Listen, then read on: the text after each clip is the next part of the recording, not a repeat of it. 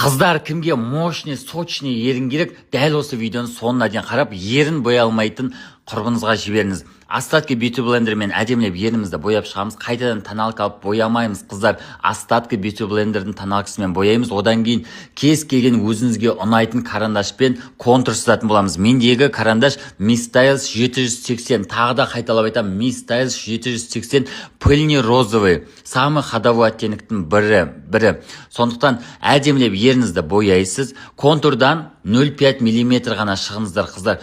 1 мм, 2 мм контурдан шығып кетсеңіздер, ол әдемі көрінбейтін болады. Тек қана 0,5 мм шығасыздар. Бірінші астын бояп аласыз, одан кейін ерніңіздің үстін бояйтын боласыз. Дәл осылай пыльный розовый матовый эффект қалайтын болсаңыз, осы карандашпен боясаңыз, азаннан кешке дейін жүретін болады. Ал егерде шамалы блеск берем, ерніме сочность берем дейтін болсаңыздар, кез келген өзіңіз пайдаланатын, өзіңізге ұнаған және өзіңізге ұнайтын цветтегі блеск для губты жақсаңыз болады.